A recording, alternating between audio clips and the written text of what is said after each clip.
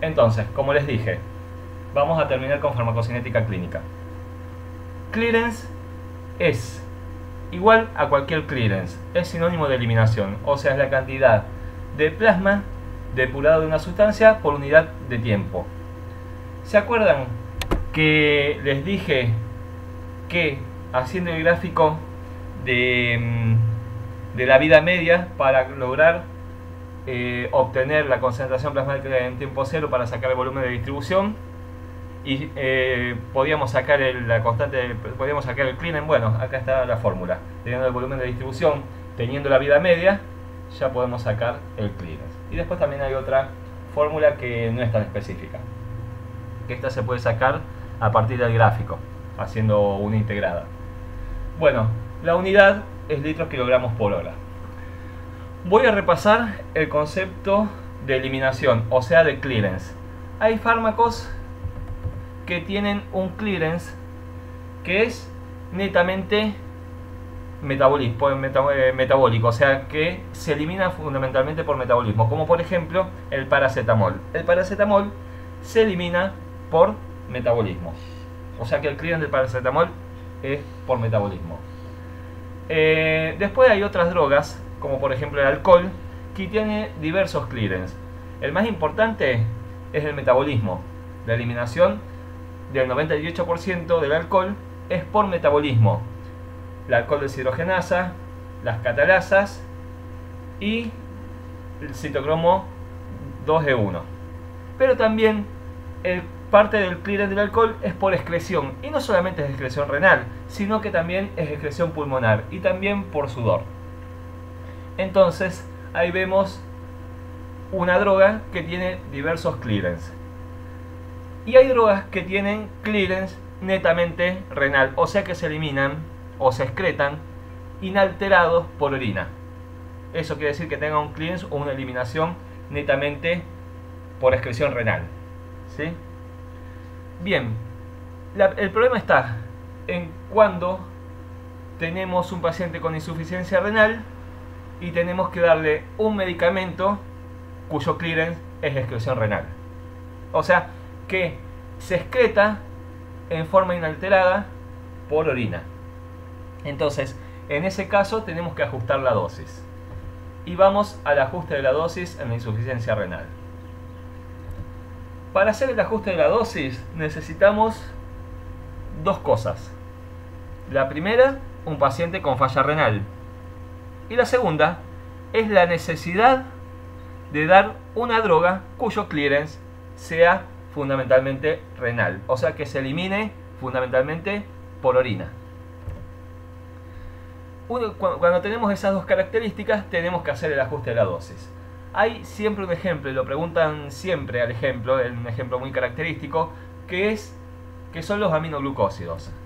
Los aminoglucósidos son antibióticos similares a las tetraciclinas, actúan igual, o sea, sí, actúan igual. Entonces, el ejemplo que siempre preguntan, a ver, decir un ejemplo, aminoglucósidos. No importa los nombres, es un grupo farmacológico de antibióticos, no importa los nombres. Les digo algunos, pero no se los van a preguntar. Por ejemplo, la streptomicina, que se usa para la tuberculosis, la amicacina, canamicina, neomicina, bueno, todos terminan en micina. Entonces este es el típico ejemplo. Ahora bien, tenemos un paciente al cual le tenemos que administrar aminoglucósidos porque tiene una infección X y el paciente está con insuficiencia renal. Entonces tenemos que hacer el ajuste de la dosis. ¿Qué necesitamos para hacer el ajuste de la dosis? Necesitamos saber la función renal del paciente. Obviamente tenemos que saber cuánto está fallando la función renal. Entonces necesitamos el clearance de creatinina del paciente. ¿Con qué se averigua? Con la fórmula de Crocroft-Gold. No sé bien cómo se pronuncia, pero es la fórmula, ya la vamos a ver más adelante, pero es la típica que se utiliza. Uy, no sé qué pasó. Sí, a ver. Bueno, no sé qué pasó acá.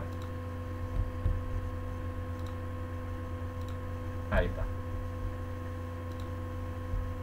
Bien. Se bajó el... no importa, no sé qué pasó.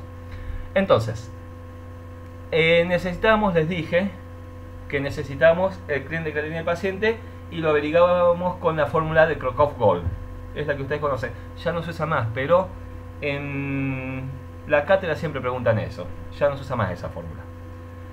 Y lo segundo que necesitamos para ajustar la dosis es la fracción de excreción. ¿Y qué es la fracción de excreción? La fracción de excreción es la cantidad de fármaco que se elimina sin modificación por el riñón. O sea, es el clearance renal del fármaco. ¿Y dónde lo averiguamos? En el Goodman. Atrás de todo hay unas tablas donde están los parámetros farmacocinéticos. Ahí se saca la fracción de excreción. ¿Sí? Se puede hacer el ajuste de la dosis mediante dos formas. Uno es por fórmula y otro es por tabla. Después voy a hacer un ejemplo. Entonces, hasta ahora voy a repetir todo. Profe, Sí. Decime. discúlpame, entonces tenemos que hacer dos cosas. Primero, averiguar cuánto, o sea, qué tal es la falla renal con el clearance de creatinina. Perfecto. Y después, averiguar cuánto de la sustancia del fármaco que quiero administrar se excreta por riñón. Perfecto. Se elimina por riñón, decir mejor. Genial. ¿Sí? Se elimina, sí. Entonces repito todo rápidamente. Cuando tenemos un paciente con insuficiencia renal y tenemos que administrar un fármaco cuyo clearance es renal fundamentalmente, o sea que se elimina en su mayor porcentaje por orina, bien, tenemos que hacer el ajuste de la dosis. Necesitamos el clearance de creatinina del paciente, o sea la función renal, que lo averiguamos con la fórmula de Crocroft-Gold, y necesitamos la fracción de excreción, que es el porcentaje de droga que se elimina por orina. Y eso lo averiguamos de la tabla del Goodman, que están al final de todos antes del índice. Se puede hacer de dos maneras distintas el ajuste de la dosis, por fórmula o por tabla. Esta es la fórmula. Fíjense una cosa. Empiecen de atrás para adelante. Clearance de creatinina del paciente. Sobre el clearance de creatinina normal, si bien es un rango el clearance de creatinina normal, digamos el promedio es 120. Pero es un promedio, no es que si tenés 124 está mal o si tenés 119 está mal. Es un promedio. Fíjense, ¿cómo va a ser el clearance de creatinina del paciente si está en insuficiencia renal? Menor. Entonces, acá ya da un número que es una fracción en esta división. Porque fíjense una cosa, si tuviese 120, 120 dividido 120, 1. 1 menos 1, 0. Cualquier número dividido 0, 0. 1 menos 0, 1. No hay que hacer ajuste de la dosis. ¿Sí? Entonces estudienla porque las preguntan de atrás para adelante. Es clearance de creatinina del paciente, que siempre es menor a 120, sobre 120, a eso se le resta a 1, se lo multiplica por la fracción de excreción y al resultado se lo resta a 1. Ya voy a explicar porque acá hay que hacer una pequeña variación en la fracción de excreción, porque es un porcentaje. La fracción de excreción es 10, 20, 30, 40, 50%, y en vez de poner en porcentaje se pone en fracción. En vez de poner 40% se pone 0,4. En vez de poner 80% se pone 0,8. ¿Sí? Hay que hacer esa modificación. Y por tabla, mucho más sencillo. Fíjense, el clearance de creatinina del paciente y buscamos la fracción de excreción y tenemos un número. Una cosa que no expliqué.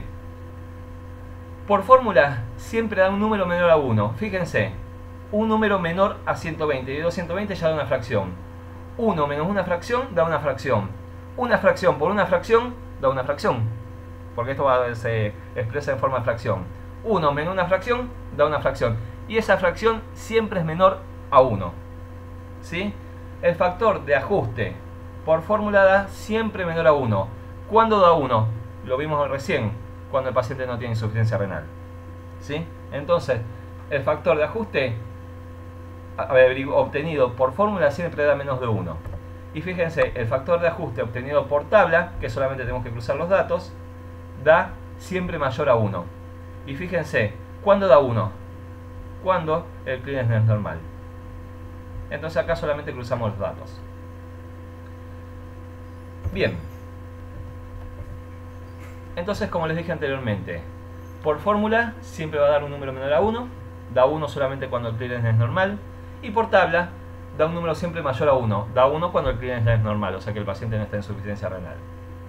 Ahora, ¿qué hago con este numerito que se llama factor de ajuste?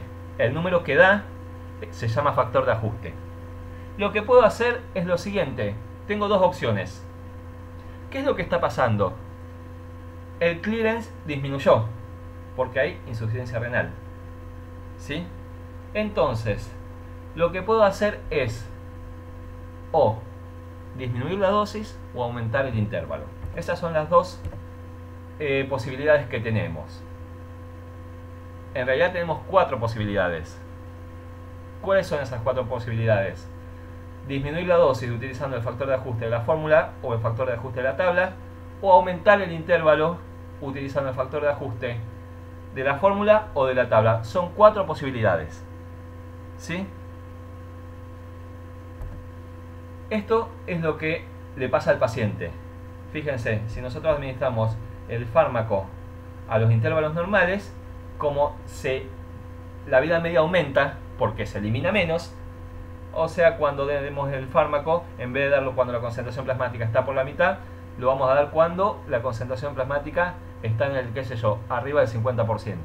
Y se va a producir un plato más elevado. Esto es lo que le está pasando al paciente.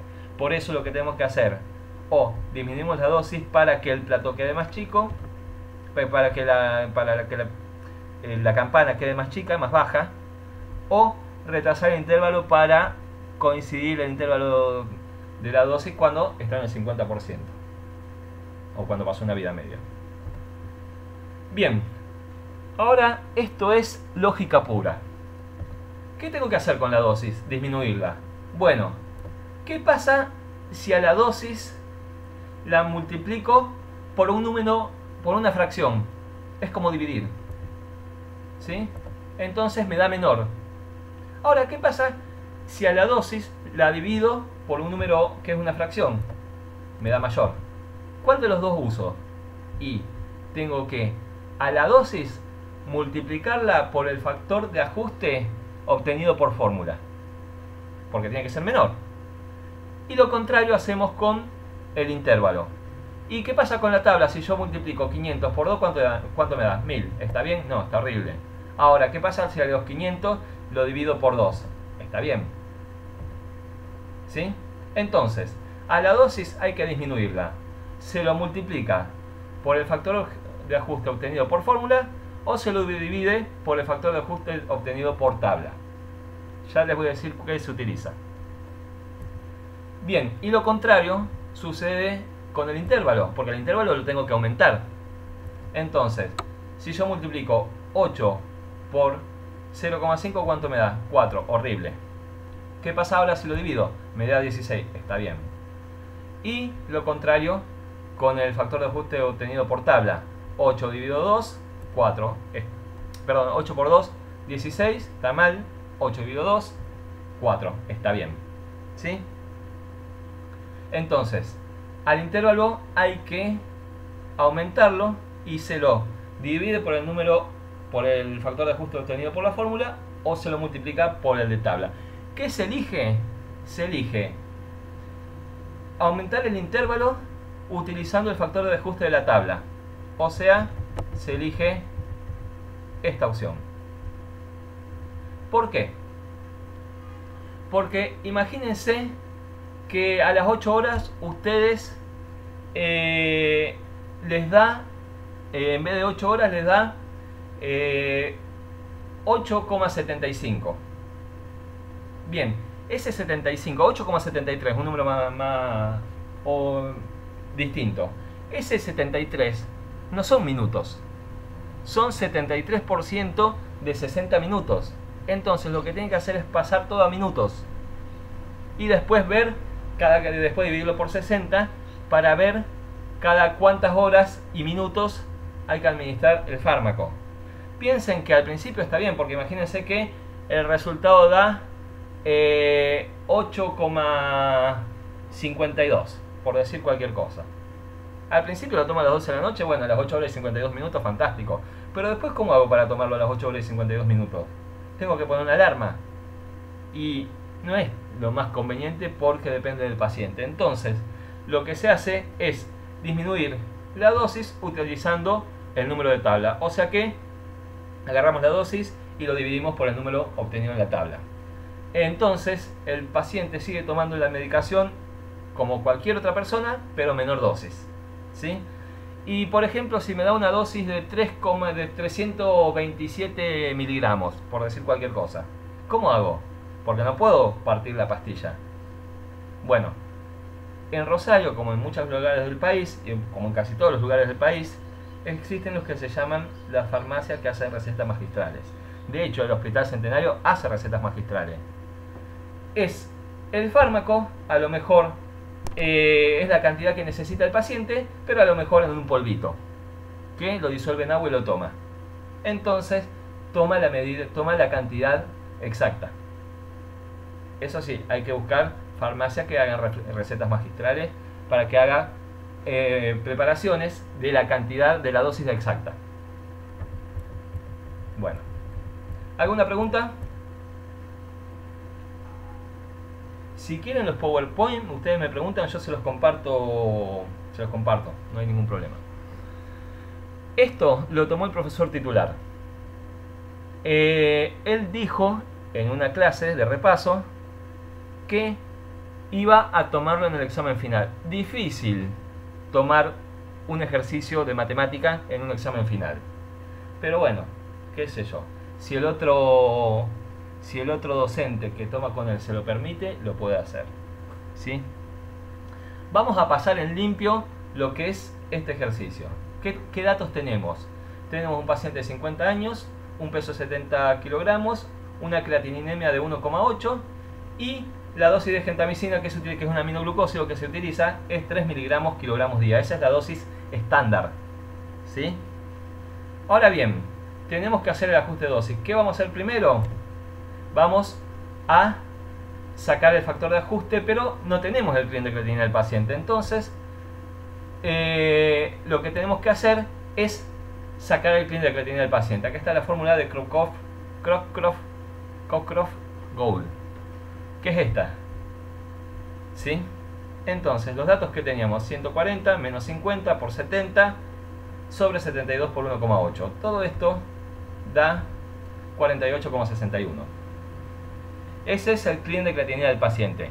Podríamos decir que tiene un clean de creatinina de 50 para redondear, porque ni en la tabla no está el 48,61.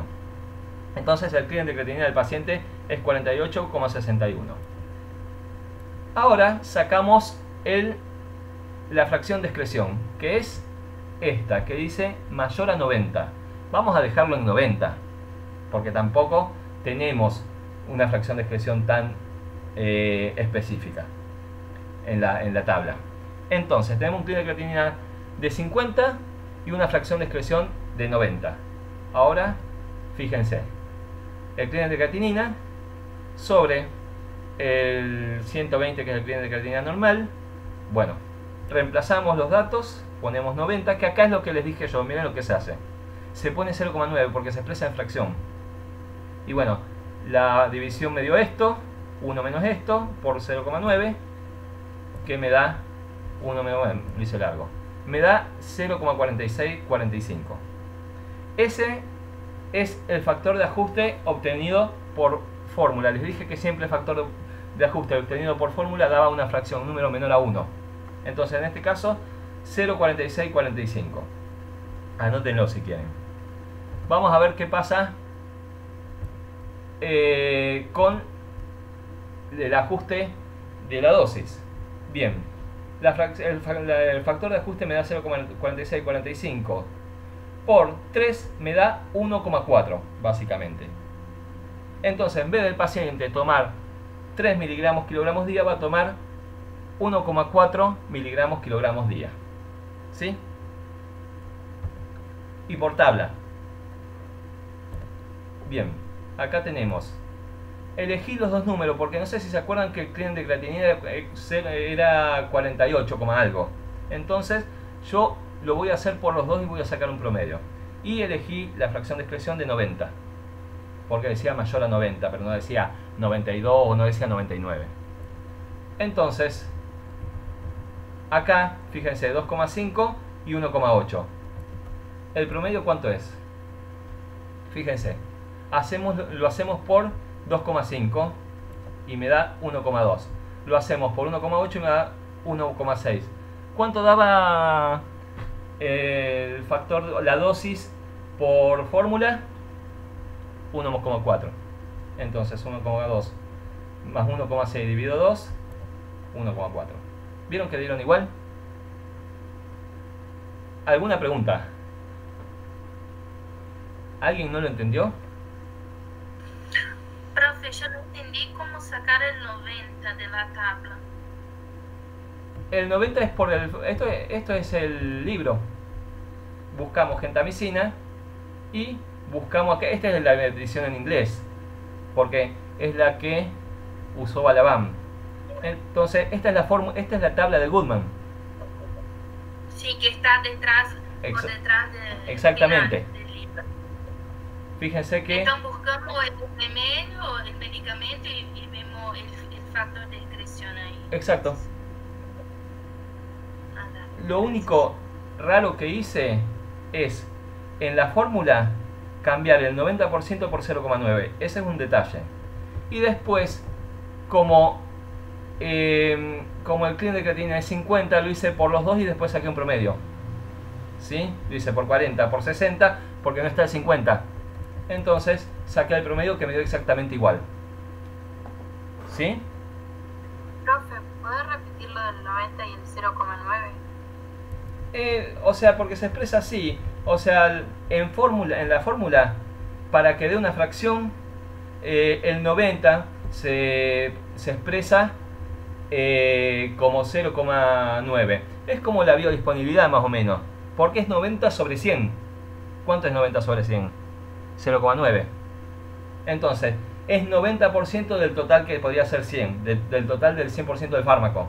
Entonces, si fuese, por ejemplo, vamos a poner otro ejemplo, la fracción de excreción de 40%, que en realidad de 40% no sé si hay que hacer ajuste de dosis, pero sí, de 40%, ¿cuánto me tendría que poner acá? 0,4. ¿Sí? Listo, sí, sí. Bien. De todas maneras, si quieren esto está en el anexo. Lo tienen en el anexo explicado. Creo que sí. No recuerdo, pero creo que sí. Y si no, les paso el PowerPoint y lo ven de acá, que es lo que dijo que iba a tomar. Bien, así se hace el factor de se hace el ajuste de la dosis. Esto, ustedes lo que tienen que saber, voy a repasar rápidamente. Lo que tienen que saber es lo siguiente: que el ajuste de dosis se hace cuando tenemos un paciente con insuficiencia renal y hay que darle un medicamento cuyo clearance es fundamentalmente renal. Para hacer el ajuste de dosis necesitamos el clearance de creatinina del paciente, que se hace con la fórmula de Crocos-Wall, y la fracción de excreción, que se busca en el libro, en las tablas de farmacocinética. Bien, una vez que tenemos los dos datos, podemos sacar el factor de ajuste, o podemos hacer el ajuste de dosis utilizando la fórmula o la tabla.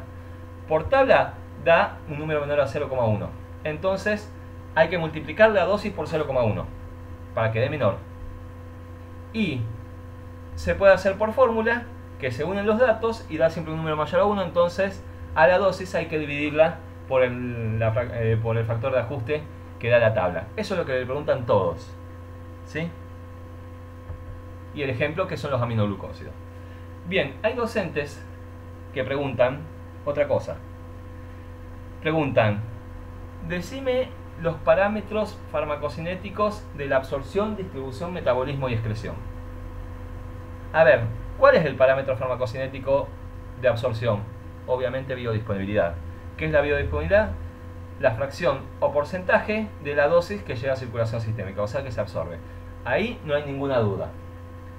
De distribución, ¿cuál es el parámetro farmacocinético? Y volumen de distribución, tampoco hay mucha duda. Y ahora, de metabolismo y excreción. Bien, el metabolismo es clearance, y el metabolismo influye sobre la vida media del fármaco, ¿sí? Y también sobre la constante de eliminación. Lo mismo que la excreción, o sea, la excreción influye o está dentro, abarca lo que es la constante de eliminación, vida media y volumen y clearance. Y ahora lo voy a explicar con la interrelación entre los parámetros farmacocinéticos. Esto sí lo tienen en el anexo. Clearance y constante de eliminación son directamente proporcionales. Cuando uno aumenta, aumenta el otro. Cuando uno disminuye, el otro disminuye. ¿Sí? Y vida media y volumen de distribución también son directamente proporcionales. Si uno aumenta, el otro aumenta. Si uno disminuye, el otro disminuye. Vamos a empezar con los dos de abajo, con vida media y volumen de distribución. Les cuento algo. Yo corro. Hace ya un par de años que corro. No es lo mismo si yo corro 1 kilómetro. No tardo al mismo tiempo si yo corro 1 kilómetro que si corro 10 kilómetros. ¿Cierto? No tardo lo mismo. Bueno, ¿qué es ese kilómetro? Es el volumen de distribución. Es el tiempo que el fármaco da vuelta por el organismo. ¿Sí? Entonces, a mayor volumen de distribución, mayor vida media. Por ejemplo, ¿se acuerdan a Pipo? ¿Qué pasaba con Pipo? A Pipo le faltaban proteínas, entonces aumenta el fármaco libre. Hay más fármaco que boludea por el organismo. ¿Qué pasa con la vida media de esa droga? Aumenta. ¿Sí? Otro ejemplo. Si ustedes me dicen, corre 30 minutos, o sea, estamos hablando de la vida media ahora. Si me dicen, corre 30 minutos, hago una distancia. Ahora me dicen, corre durante 2 horas y hago más distancia. Entonces, ¿qué pasa con la vida media? Si la vida media, que es 30 minutos o 1 hora, aumenta, o sea, si aumenta la vida media, aumenta el volumen de distribución. O sea, si me das más tiempo, corro más. ¿Sí? Una distancia mayor. Bien.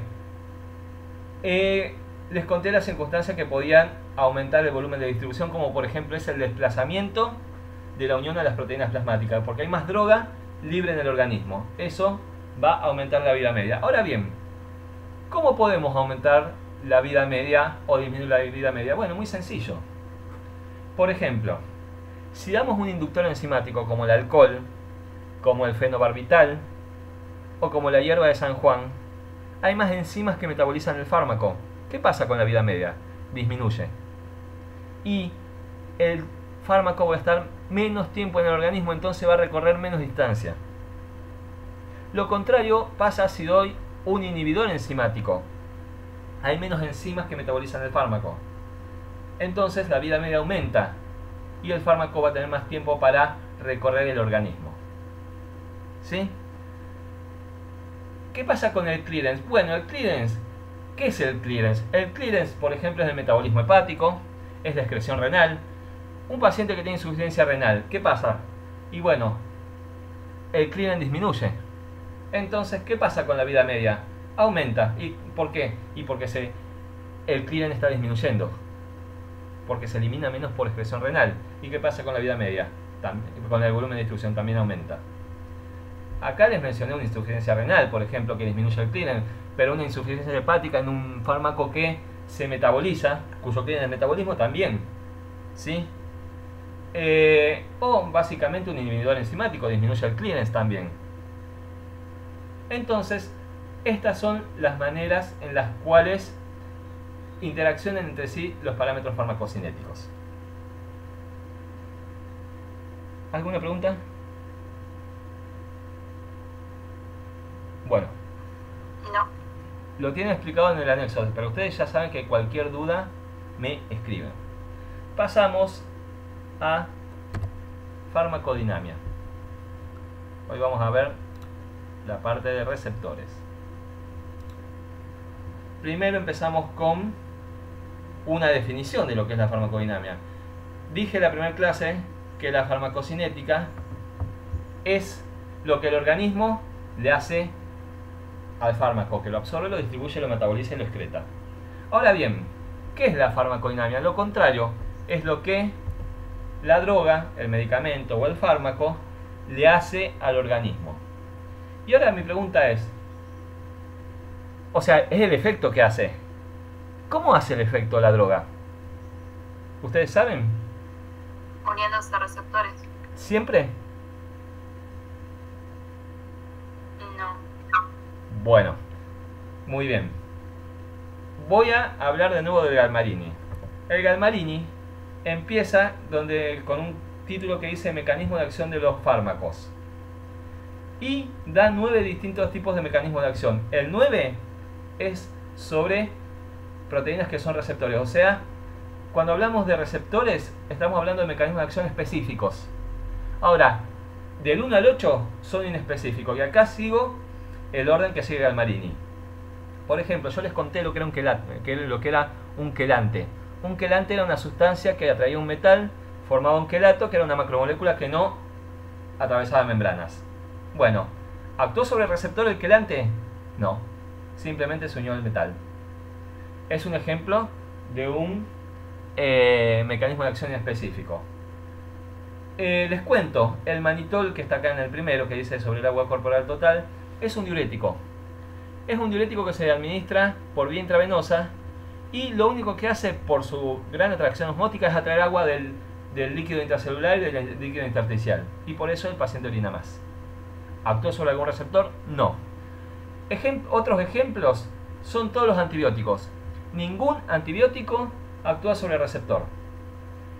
Los AINE, la aspirina, por ejemplo, actúan sobre enzima, pero no actúan sobre receptores. A ver si hay alguno más lindo. Bueno, y les cuento otro. Acá está la nifedipina de la familia Diazen, que hoy lo vamos a ver, si llegamos. Vamos a ver el mecanismo de acción. Estos eran los antagonistas de los canales cálcicos, bloqueantes de los canales cálcicos. Les cuento, hay algo que se llama carbón activado, que lo vamos a ver dentro de poquitas clases. El carbón activado es un polvito negro que surge de la quema de un tronco de un árbol.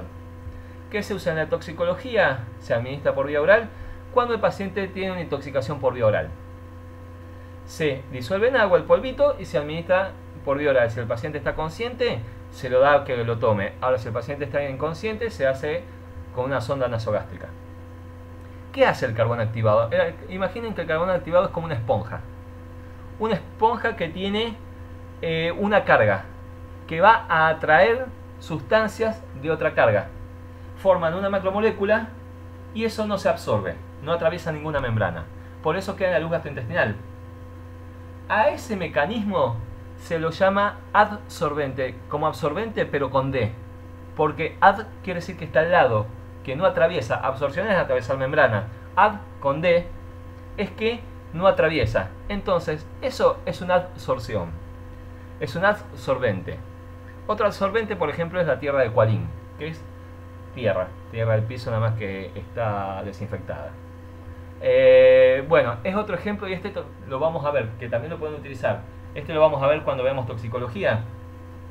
Les voy a contar un poco más sobre lo que es el carbón activado y la adsorción con D. Bien, y pasamos al punto 9, donde dice mecanismo de acción de los fármacos específicos, que ese título lo puse yo, pero el título del Galmarini dice sobre proteínas que son receptores de ligandos endógenos. ¿Sí? El ligando endógeno es el neurotransmisor o el transmisor, porque no necesariamente siempre un neurotransmisor, que es el que actúa fisiológicamente sobre el receptor. Hay 5 tipos de receptores: los acoplados a canales iónicos, acoplados a proteínas G, acoplados de enzima y los intracelulares. Esta es una clasificación que está relacionada con la latencia. La pregunta, ¿qué es la latencia? La latencia es desde que se une el ligando endógeno o el fármaco al receptor y se produce un efecto. Esa es la latencia del receptor. De acuerdo a la latencia, este es el orden. Los acoplados a canales iónicos tienen una latencia de milisegundos. Los acoplados a proteína G de segundos, los acoplados a enzima minutos y los acoplados a receptores intracelulares de hora o más.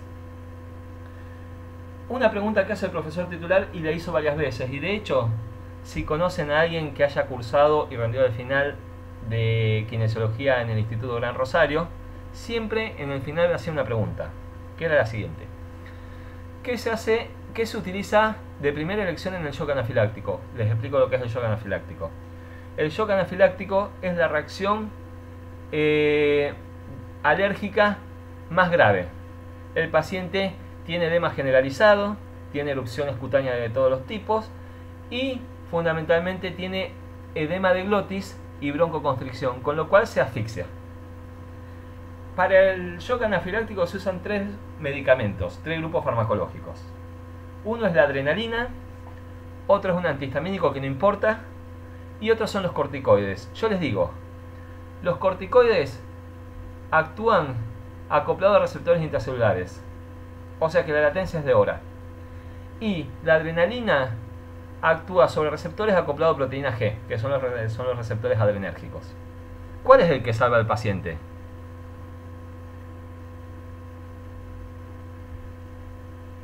La adrenalina. ¿La adrenalina? Exactamente. Entonces, además la adrenalina produce vasoconstricción, con lo cual elimina el edema y produce broncodilatación. Cualquier paciente alérgico... Aparte de la adrenalina y de los corticoides, ¿cuál sería el otro? Antihistamínicos. La adrenalina le da tiempo al paciente para llegar a un centro de salud y que le administre la otra terapéutica. ¿Sí? De hecho, les digo, un paciente alérgico que no se sabe todavía que es alérgico, siempre lleva montada en la cartera, siempre lleva montada una aguja con adrenalina. Cuando siente que se está asfixiando, se pone la adrenalina en el muslo, que se administra por vía intramuscular. Y eso le da tiempo y salva al paciente. Se los cuento porque lo preguntan. Bien, ahora vamos a empezar con los receptores. El Galmarini, les cuento, el Galmarini es un apunte que era para el plan anterior, en realidad para el anterior del anterior, pero no importa. El Galmarini es un apunte que es para estudiantes que iban a cursar durante cuarto año todo farmacología. Entonces hay cosas que ustedes no tienen que estudiar, como por ejemplo los receptores acoplados a enzimas y los receptores acoplados, digamos, la droga acoplada a receptores intracelulares. ¿Qué tienen que saber de los acoplados a enzimas y los receptores intracelulares? Solamente la latencia y ejemplos. Acoplado a enzima es el receptor de insulina que está acoplado a tirosina quinasa. Sepan solamente que la latencia es de minuto. Y los receptores intracelulares son los de los corticoides, por ejemplo, que la latencia es de hora. También hay otros, como por ejemplo hormonas esteroides, retinoides. Esto es defensa, porque corticoides se estudia en defensa y esto se estudia en clínica. Ustedes tienen que saber los primeros 2 grupos, porque acá entra todo lo que es colinérgico y acá entra lo que es adrenérgicos. ¿Sí? Vamos con los receptores acoplados a canales iónicos, que sí los tienen que estudiar, fundamentalmente los nicotínicos, y voy a decir algún que otro detalle de los que están abajo, del GABA, glicina, glutamato y serotonina. Bien, todos los receptores acoplados a canales iónicos son iguales. Están constituidos por 5 subunidades: subunidad alfa 1, alfa 2, beta, gamma y delta. Acá este tiene 2 beta porque es el de GABA y tienen distintos nombres, pero en realidad son 5 subunidades proteicas. ¿Sí? Cuando 2 moléculas del ligando endógeno o 2 moléculas de la droga se unen al receptor acoplado a canal iónico, que sería este receptor, el que está acá, y esto acá abajo es el canal iónico, se abre el canal y entra un ion. Ese ion puede ser calcio, entonces va a haber despolarización, puede ser sodio, también va a haber despolarización, o puede ser cloro. En el caso que entre cloro, va a haber hiperpolarización, o sea, queda inhibida la célula. ¿Cuáles son los receptores acoplados a canales iónicos que despolarizan, o sea, que están acoplados a un canal de sodio o de calcio? Los nicotínicos, el del glutamato y el de serotonina 3, 5-hidroxitriptamina 3. ¿Cuáles son los acoplados a canal de cloro? El de GABA y glutamato, perdón, el de GABA y glicina. Entonces, cuando el GABA o la glicina se une al receptor, se abre el canal, entra cloro y se hiperpolariza la célula, queda inhibida, no responde más a estímulos. Bien. Rápidamente, el GABA, voy a explicar algunas cositas del GABA. El GABA es el principal neurotransmisor inhibitorio del sistema nervioso central. Y el glutamato es el principal neurotransmisor excitatorio del sistema nervioso central. Al receptor de glutamato, a los receptores de glutamato, les pusieron nombres. En vez de ponerle alfa, beta, o en vez de ponerle nicotínicos neuronales o musculares, le pusieron otros nombres. Los nombres, el que ustedes tienen que saber, es el de N-metildiaminoaspartato, NMDA. Eso es un receptor de glutamato, es excitatorio. Es un tipo de receptor de glutamato y es el que inhibe el alcohol. ¿Sí? Y con respecto al de serotonina 3, tienen que saber que es excitatorio solamente. El resto de los serotoninérgicos están acoplados a proteínas. Entonces, del receptor de glutamato tienen que saber que existe el receptor NMDA, que es inhibido por el alcohol y es un receptor excitatorio, o sea que cuando se une el glutamato entra calcio o entra sodio, ¿sí? El resto los voy a describir. Un repaso de fisiología. ¿Dónde están los receptores nicotínicos neuronales? ¿Alguien sabe? Pero con una salvedad. No pueden decir en los ganglios, no pueden decir en el sistema nervioso central, ni pueden decir las neuronas. Ahora, ¿alguien sabe dónde están los receptores nicotínicos neuronales? Bien, un repaso. El primero, el de la primera neurona corta y segunda neurona larga, es el sistema simpático. El de la primera neurona larga y la segunda neurona corta es parasimpático.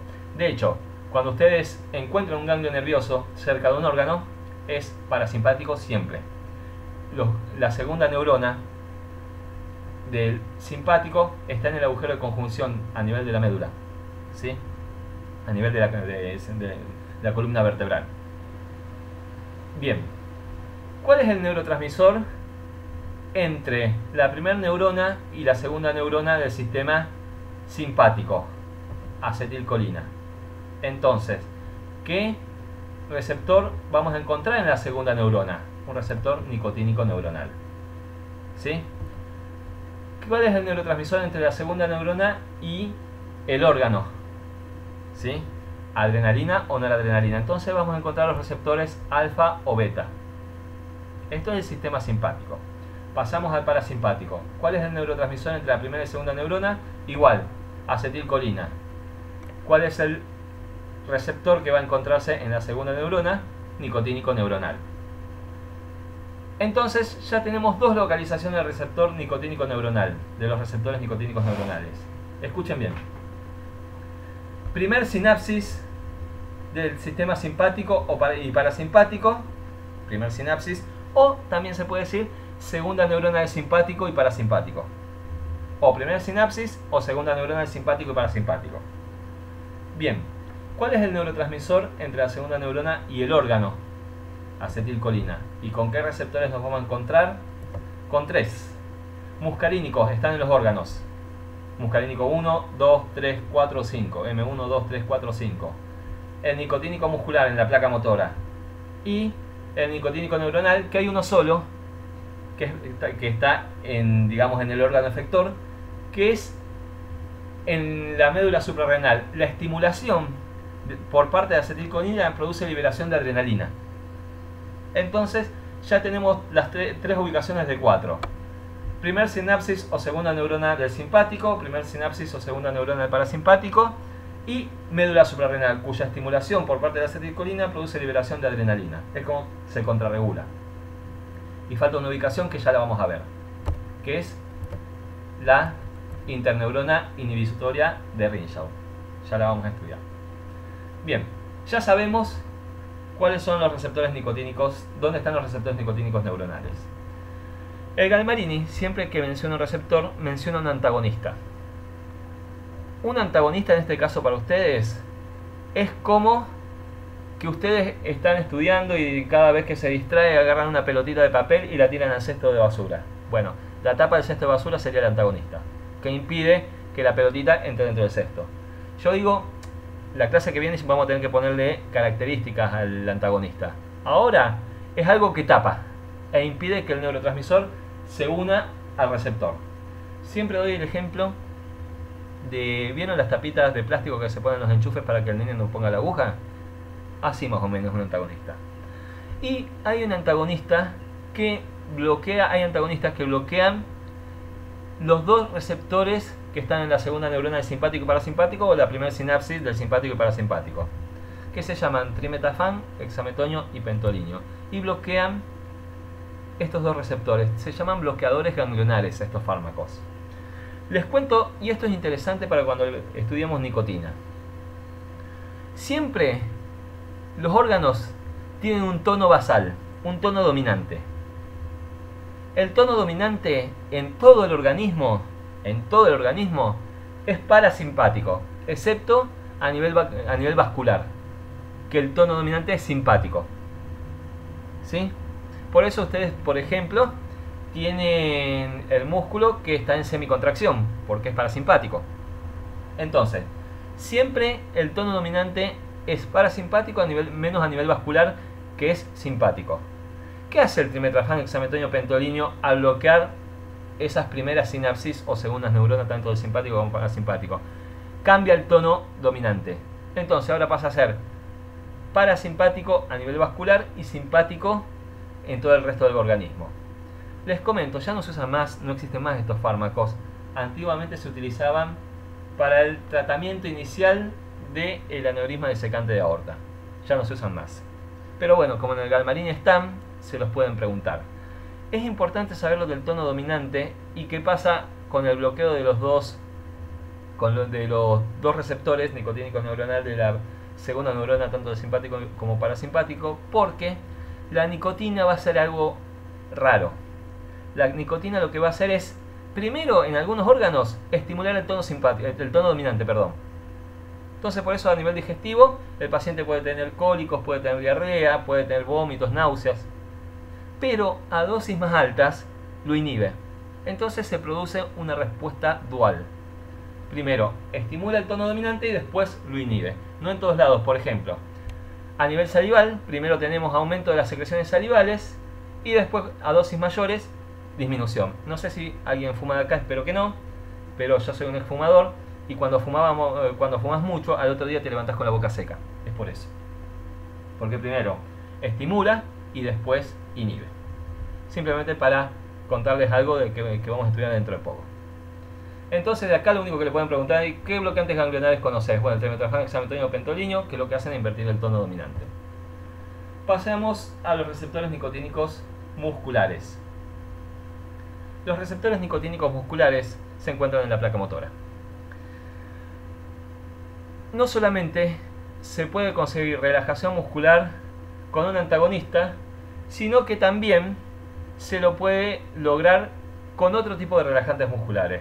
Cualquier cosa que actúa a este nivel, digamos inhibiendo los receptores nicotínicos musculares, se llaman relajantes musculares. ¿Sí? La cuestión es, el antagonista se llama tubocurarina. ¿Qué hace? Bloquea el receptor e impide que la acetilcolina se una al receptor nicotínico muscular. Se llama no despolarizante. ¿Por qué? Porque evita que el ligando endógeno se una al receptor y se produzca despolarización. Hasta ahí, facilísimo. ¿Sí? Esto es un relajante muscular. De hecho, la tubocurarina se descubrió, sale del curare, que se descubrió en Amazonas, lo usaban los nativos del Amazonas. Sale de una planta, mojaban la punta de la flecha con curare y cuando impactaba en la presa se moría por depresión respiratoria porque producía relajación muscular. Como anécdota se los cuento. Después hay otros relajantes musculares que son despolarizantes, como la succinilcolina. Y les explico. ¿Se acuerdan que dije que la nicotina, cuando estimula mucho, produce agotamiento, produce inhibición del receptor? Bueno, esto es exactamente lo mismo. Cuando se estimula mucho un receptor nicotínico, ya sea neuronal o muscular, entra en estado refractario, porque ustedes se acuerdan que hay un estado refractario que es relativo y absoluto. Bueno, cuando uno estimula mucho durante mucho tiempo, el receptor deja de responder. ¿Qué hace la succinilcolina?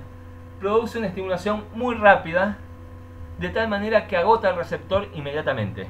Y como queda unido al receptor, lo deja sin posibilidad de responder. Entonces se produce relajación muscular. Ahora les voy a contar algo muy general para que le demos una aplicación a esto.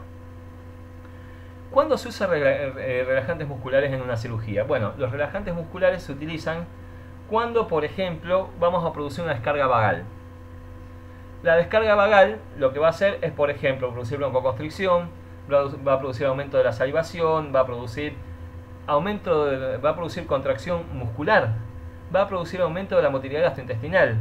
Y eso no está bueno en un paciente que está dormido, inclusive que está anestesiado, inclusive con un tubo en la laringe.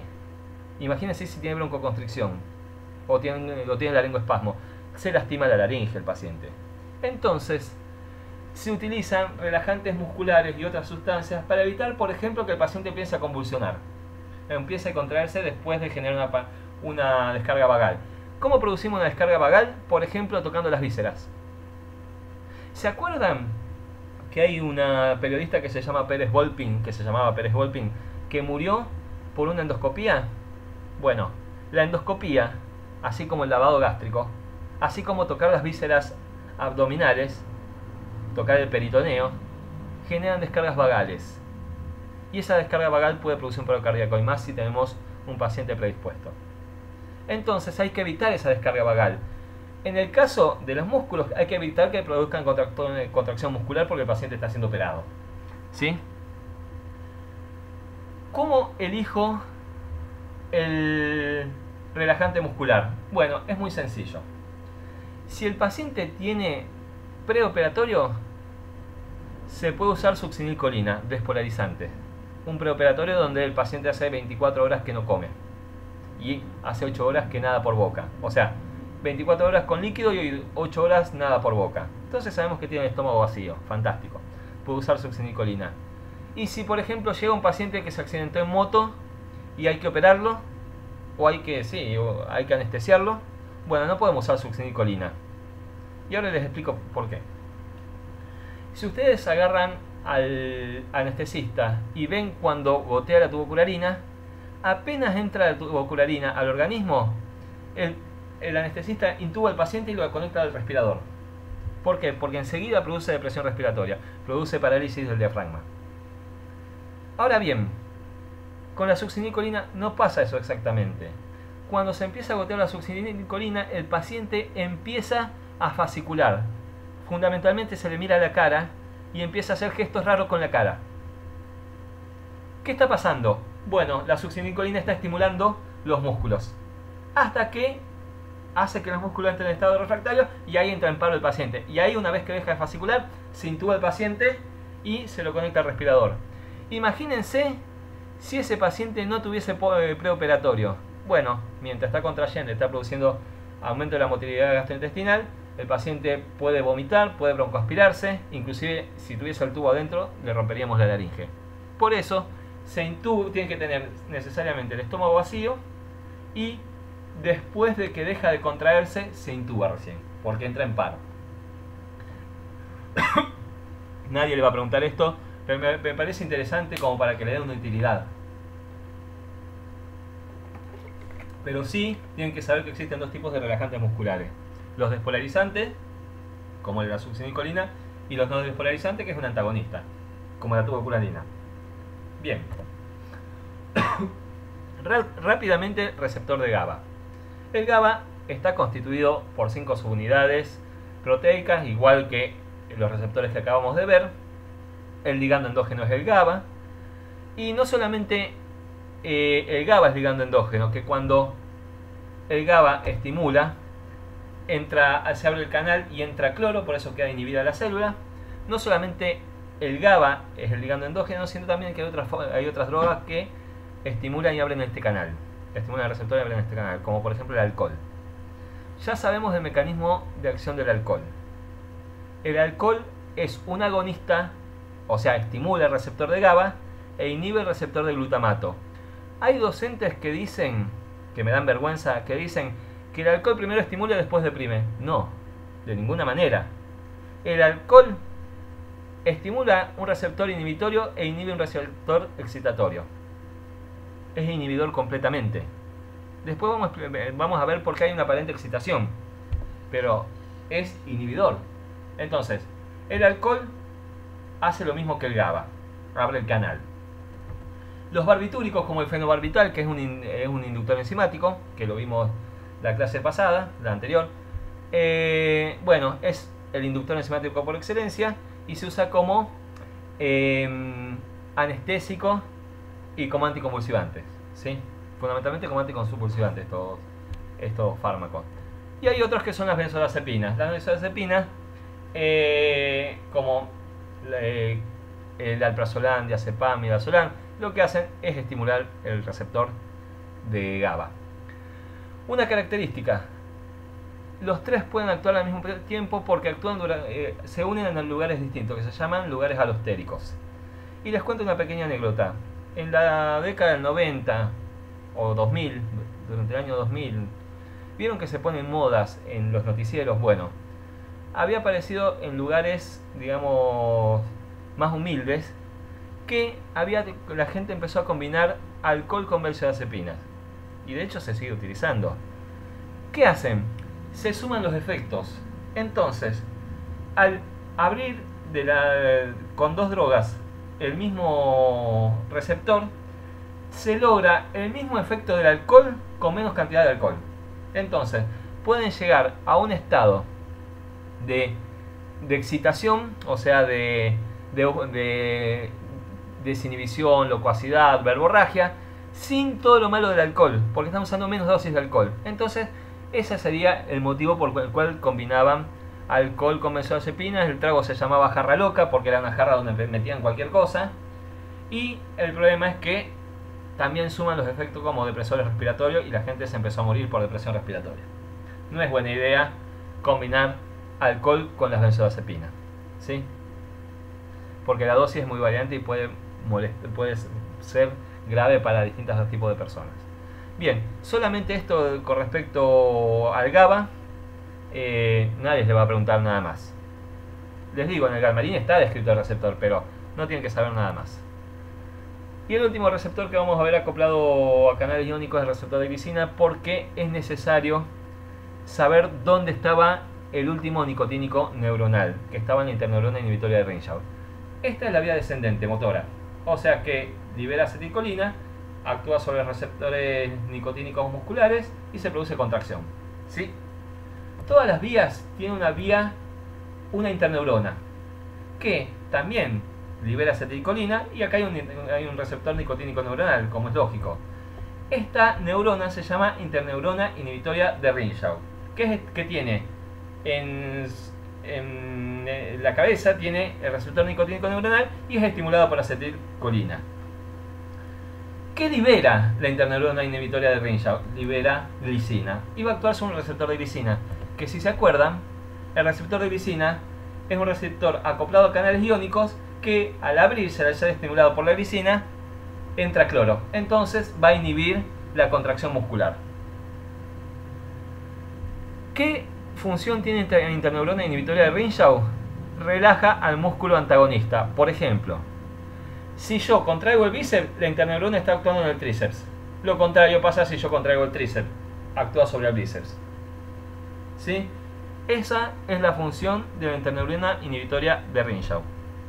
¿Conocen alguna enfermedad que produzca contracción de todos los músculos?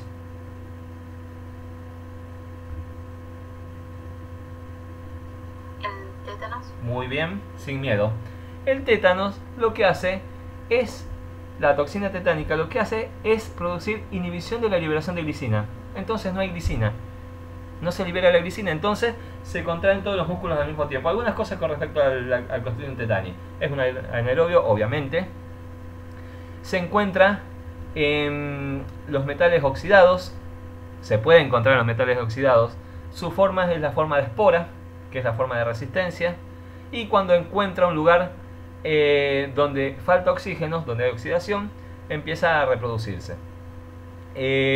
Nosotros nos contagiamos normalmente cuando, digamos, hay una abrasión con un metal oxidado, o como por ejemplo con una espina de una planta oxidado. hay un tétanos local, hay un tétanos generalizado. El síntoma más precoz de un tétanos generalizado es el trismus, o sea, es la contractura de los maceteros y la imposibilidad de abrir la boca. Si el paciente tuvo un accidente, que se pinchó con algo, que estaba oxidado, y empieza a tener trismus, está teniendo tétanos. Y nada más con respecto al tétano. Bien. Vamos a ver dos receptores, porque ya se hizo larga la clase. Vamos a ver dos receptores acoplados a proteína G. Vamos a dejar el acoplado a proteína GQ, ¿sí? Para mañana. Hay tres receptores acoplados a proteínas. Se llaman GS, GIG0 y GQ. Todos los receptores acoplados o todas las proteínas G son iguales. Están formadas por tres subunidades proteicas que se llaman alfa, beta y gamma. Son todas iguales. Los receptores que ustedes tienen que conocer son estos. A ver, yo en el apunte le puse todos los receptores que están acoplados a receptores, los receptores que están acoplados a receptores a proteína G. Pero no es necesario. Por ejemplo, acá tendríamos que poner todos los de opioides. Los opioides no los tenemos que estudiar. La proteína GIG0, los del GABA. Estos son los que tienen que estudiar. Entonces dejemos esto. Sepan esto. Si alguien se los puede tomar, sí. Si es mala leche, se los va a tomar. A ver, ¿y cuál más? ¿Y cuál de los opioides es de mala leche eso? Porque no tienen que estudiar ni opioides ni los serotoninérgicos, porque ahí sería... Cuando hablamos de opioides, que son los mu, kappa y delta, estamos hablando de dolor. Cuando estamos hablando de serotoninérgico, estamos hablando de depresión. Cuando hablamos de los dopaminérgicos, estamos hablando de Parkinson. Y eso lo tienen que estudiar en clínica. ¿Sí? Bien, tenemos que poner estos tres... O sea, todos estos receptores en estos tres. Y síganme, tiene un número, fíjense que tiene un número. 1, 2, 3. Y este número está puesto a propósito, porque si saben la proteína GS, ya saben la proteína GIG0 porque es lo contrario. ¿Sí? Entonces, por orden les conviene estudiar la proteína GS y después la GIG0. Empezamos con los receptores acoplados a proteína GS. De memoria, todos los beta. Beta 1, beta 2, beta 3. Esto es de memoria. Ahora bien, vamos a la segunda proteína, que está compuesta por dos proteínas, que es la GI y la G0. Después en un ratito les explico por qué se llama GIG0. Bueno, es la GIG0. Es la segunda proteína que está constituida por dos proteínas, por la proteína GI y por la proteína G0. Fíjense, a esta le vamos a poner todo lo que se llame 2. M2, alfa 2 y beta 2 no, porque el beta 2 ya lo ocupamos, entonces no lo vamos a poner. M2, alfa 2. Y de hecho, para que se den una idea, los D2 también está acoplado a la GIG0. Y hay un montón más que están acoplados a la GIG0. Y lo que sobra va para la GQ. Perdón, va para la GQ. O sea, el M1, el M3 y el alfa 1 para la GQ. Una aclaración, los alfa 2 también está acoplado a la proteína GQ. Pero si se olvidan no es problema. Acuérdense, esta mnemotecnia que no es muy buena, pero yo me lo acordaba de esta manera. Bien, pasamos a la proteína GS. La estimulación de un receptor acoplado a proteína GS puede hacer dos cosas, no la hace las dos cosas al mismo tiempo. En algunas células se activa la adenosiclasa y en otras células se produce apertura de los canales de calcio.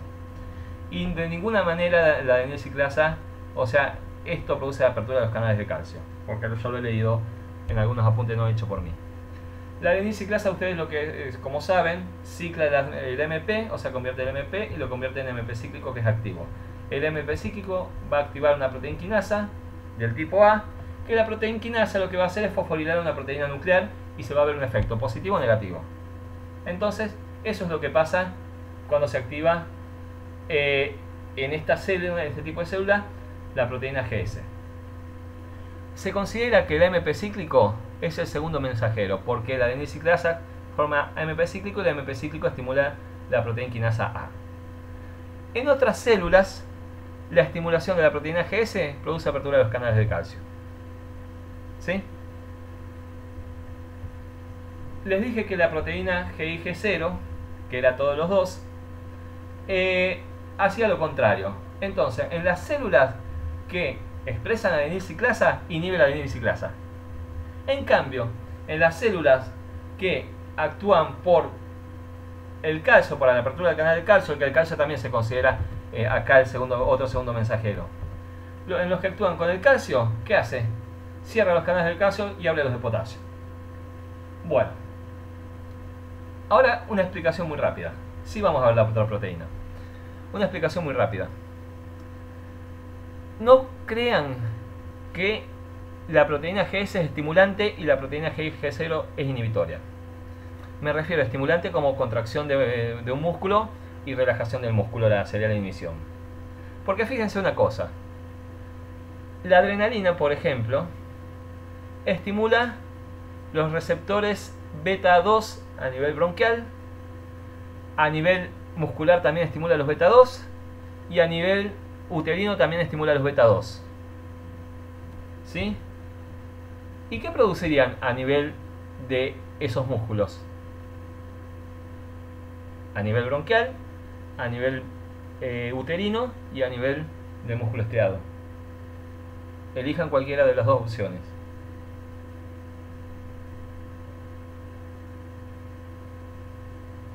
¿Se anima a alguien a arriesgar qué se produce? ¿Cómo era la pregunta? A ver, la adrenalina a nivel bronquial, a nivel muscular estriado y a nivel uterino produce estimulación de los receptores beta 2. ¿Y cuál es el efecto? Apertura de los canales de calcio. No, porque ustedes pensaron en músculo y pensaron en el calcio.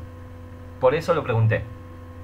A ver, No, a nivel bronquial no hace el vaso broncoconstricción. Broncodilatación produce la adrenalina. Por eso se usa en el shock anafiláctico. Ah, ok.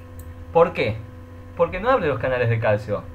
Imagínense que estimula la adenilciclasa, que termina formando MP cíclico, y esta proteína quinasa fosforila una enzima que produce contracción muscular y la inhibe.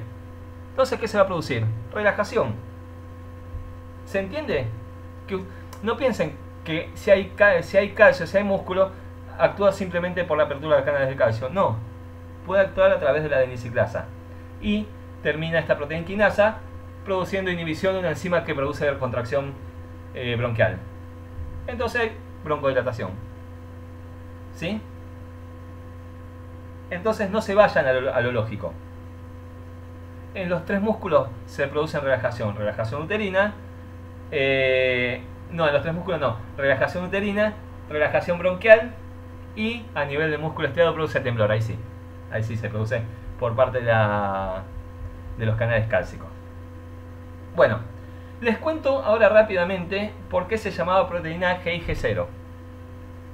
Se pensó en un momento que la proteína GI era una y la proteína G0 era otra. La proteína GI era la que producía la proteína GI, inhibición de la adenilciclasa, y venía de inhibitorio. O sea, la estimulación de la proteína GI producía inhibición de la adenilciclasa. Por eso I. Y el 0, bueno, el 0 viene de cerrar los canales de calcio y abrir los de potasio. Entonces no se produce despolarización, quedaría en 0 el potencial de acción. Es por eso que se llama 0. Después se dieron cuenta que es la misma proteína que actúa de una manera o de otra según donde se exprese. Lo mismo que para la proteína GS. Actúa de una manera o de la otra según donde se exprese. ¿Sí? A mí me gusta explicar lo que es la proteína GS, o sea, por qué se llama. Vamos a entender un poco cómo estudiar esto. Acá esto es la liberación, la neurotransmisión adrenérgica. Acá está la liberación de noradrenalina. Recordemos, aquí están acoplados los receptores beta 2 y si son betas están acoplados a nivel de las proteínas de GS. Entonces, ¿qué hace la estimulación del receptor beta 2 a nivel presináptico? Produce aumento de la entrada de calcio y se produce liberación, cambio del potencial de acción, la llegada del potencial de acción, cambio de la polaridad de la membrana y se libera noradrenalina. ¿Sí? Acá sí actúa por los canales cálcicos. Y la estimulación de los alfa 2, si es 2, está acoplado a una proteína G y G0. Entonces lo que hace es cierre del canal de calcio e inhibe la liberación de noradrenalina. ¿Sí? Para que se den una idea, acá también hay un receptor de angiotensina 2 que también produce entrada de calcio, que actúa igual que los beta 2. Y acá hay un receptor dopaminérgico 2 que también produce inhibición de la liberación. Como colorario se los cuento. Bien, y por último, sí lo vamos a ver. Pero una pregunta, entonces en la diapositiva siguiente, varios fármacos se van a estimular y otros se van a incluir en la alfa 2. Sí, pero no lo tomes como estimulación o inhibición, tómalo como que se produce un efecto o el otro. En este caso sí es estimulación de la liberación o inhibición de la liberación, ¿sí?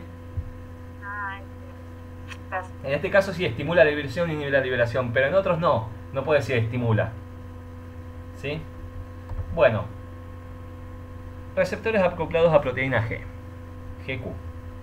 Este dibujito no lo hice yo, obviamente no me gusta, entonces vamos con el mío. Yo siempre digo, por eso un maní, que la proteína G se parece a un maní. En el dibujito se parece a un maní, por eso puse el maní. La estimulación de la proteína GQ produce una cascada muy larga. Estimula la fosfolipasa C. ¿Qué hace la fosfolipasa? Y parece un trabalengua lo que voy a decir. Las fosfolipasas fosforilan fosfolípidos. ¿Y dónde hay fosfolípidos? En la membrana. En este caso va a fosforilar el fosfatidil inositol bifosfato. Y al ser fosforilado esta sustancia por la fosfolipasa C, se liberan dos sustancias, dos compuestos. Uno se llama diacilglicerol y el otro se llama inositol 3-fosfato. El diacilglicerol actúa exactamente igual que la proteína GS. El Galmarini no lo dice y no lo digan, pero en realidad lo que hace es estimular, en vez de una adenilciclasa, una guanilato ciclasa. Se convierte el GMP en el GMP cíclico. El GMP cíclico va a estimular una proteína quinasa C y se ve un efecto a nivel nuclear. El Galmarini solo dice esto, así que digan esto. Pero por ejemplo, si ustedes estudian en algún momento los nitritos o los nitratos, bueno, los nitratos actúan a este nivel. Y acá sí estimulan una guanilato ciclasa. Y ahí sí les está toda la historia. Pero como el Galmarini lo dice, pueden decir solamente que el diacilglicerol estimula la proteína quinasa C. O sea, más o menos igual que la proteína GS. Ahora vamos a lo diferente. El inositol 3-fosfato, ¿qué hace? El inositol 3-fosfato lo que hace es aumentar el calcio intracelular. ¿Dónde hay calcio? En el retículo sarcoplásmico. Acá está el retículo sarcoplásmico. Y también abre los canales de calcio vasolaterales. Estos canales se llaman voltaje dependiente o también operados por ligando. Entonces, el calcio que entró del canal que se abrió, que se llama voltaje dependiente o operado por ligandos, más el calcio intracelular, van a unirse a la calmodulina. Y el calcio más la calmodulina estimula la quinasa de cadena ligera de miosina. Y la quinasa de cadena ligera de miosina actúa sobre la miosina y hace que interactúe sobre la actina y se produce la vasoconstricción, por ejemplo. Se produce la contracción muscular. ¿Sí? ¿Alguien no me siguió? Bien. Esto es importante para lo que voy a explicar ahora, que lo dije en la segunda clase, cuando vimos metabolismo. Les cuento de nuevo. Está subida ya una clase antigua del año pasado de metabolismo y excreción al canal. Así que lo pueden estudiar de ahí. Lo pueden repasar de ahí. Después voy a ver en qué quedó la que estoy subiendo ahora.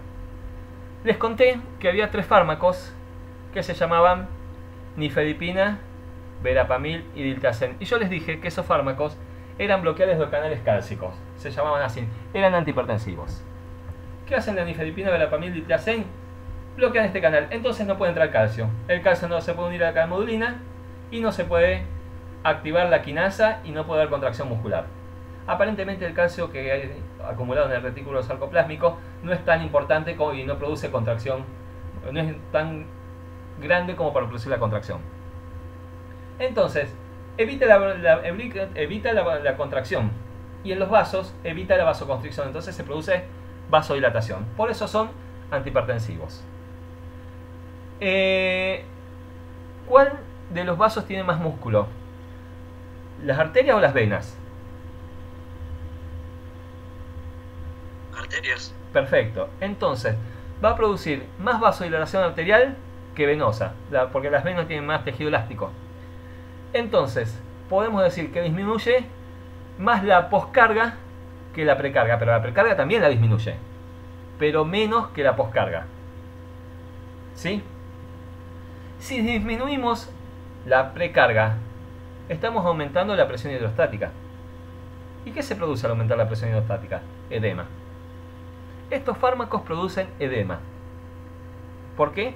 Disminuye el retorno venoso y aumenta la presión hidrostática. El edema que más frecuentemente se produce es el edema pedal, que se llama, que es en los malleolos, o sea, es en el tobillo. Es normal ver a estos pacientes que toman estos fármacos con edema en los tobillos, porque justamente produce vasodilatación de las venas y producen disminución de la poscarga, de la precarga, perdón. ¿Hasta ahí me siguieron? ¿O alguien no me siguió? Sí, profe. Bien.